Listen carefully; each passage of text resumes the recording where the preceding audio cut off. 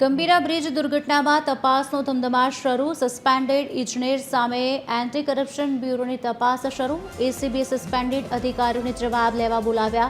4 suspended ઇજનેરો પૈકી 3 ઇજનેર એસીબી સમક્ષ હાજર થયા.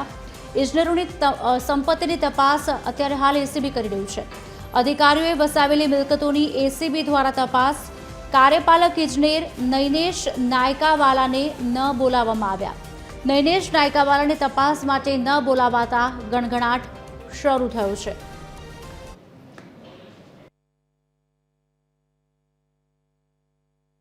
તો નાયકાવાલા બિલકુલ બેજવાબદાર બનીને લોકોની વચ્ચે એવું કહે છે કે હજી બી આ બ્રિજ 100 વર્ષ ચાલે એવો છે.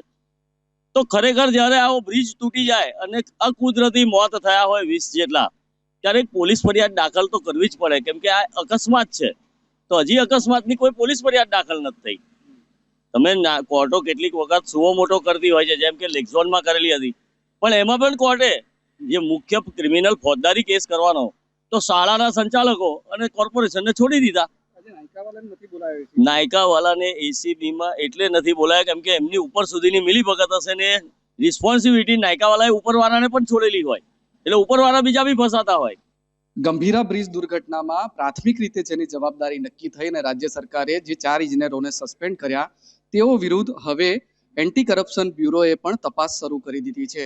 વડોદરાની લાંચ વિરોધી બ્યુરોની જે ઓફિસ છે ત્યાં આ તમામ ઇજનેરોને આજે નિવેદન લેવા માટે બોલાવવામાં આવ્યા છે, કારણ કે રાજ્યના માર્ગ અને મકાન વિભાગ દ્વારા અરજી કરવામાં આવી હતી કે જે સસ્પેન્ડેડ ઇજનેરો છે તેમની મિલકતોની તપાસ કરવામાં આવે, અને એટલા માટે જ આપ અહીંયા જોઈ શકો છો કે જે રીતે જે 4 ઇજનેરો સસ્પેન્ડ થયા હતા તેમાંથી યુસી પટેલ, આરટી પટેલ અને જેવી શાહ તમામને બોલાવવામાં આવ્યા છે. આ તમામ ઇજનેરોના મિલકતોની તપાસ થઈ રહી છે. આપ અહીંયા જોઈ શકો છો તમામની જે ફાઇલ છે તે લઈને તેમને બોલાવવામાં આવ્યા છે.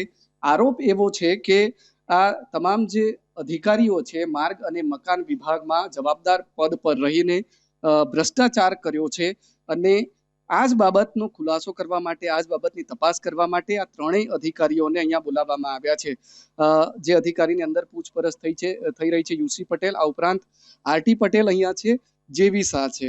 આ 3 ઇજનેરો છે જેમને આજે એસીબીએ જવાબ લેવા માટે બોલાવ્યા છે. માર્ગ મકાન વિભાગમાં જવાબદાર પદો પર રહીને અત્યાર સુધી આ તમામ અધિકારીઓએ કયા પ્રકારની મિલકતો વસાવી છે, કયા પ્રકારની લેવડ દેવડ થઈ છે તે તપાસવામાં આવી રહ્યું છે. પરંતુ સૌથી મોટો સવાલ એ છે કે આ ઘટના માટે પ્રાથમિક રીતે સૌથી મોટો જવાબદાર જે કાર્યપાલક ઇજનેર છે નૈનેશ નાયકાવાલા, તેને હજી કેમ બચાવવામાં આવી રહ્યો છે? કારણ કે જે 4 અધિકારીઓને સસ્પેન્ડ કરવામાં આવ્યા હતા, એસીબી દ્વારા માત્ર 3 અધિકારીઓને તેમાંથી બોલાવવામાં આવ્યા છે, જ્યારે એનએમ નાયકાવાલાને હજી બોલાવવામાં નથી આવ્યો. સવાલ એ છે કે શું તેના પણ મિલકતોની તપાસ થશે, અને જો તપાસ થાય તો ઘણી બધી ચોંકાવનારી હકીકતો સામે આવી શકે છે. કેમેરામેન જિગ્નેશ સોલંકી સાથે અમિત ઠાકોર, TV13 ગુજરાતી, વડોદરા.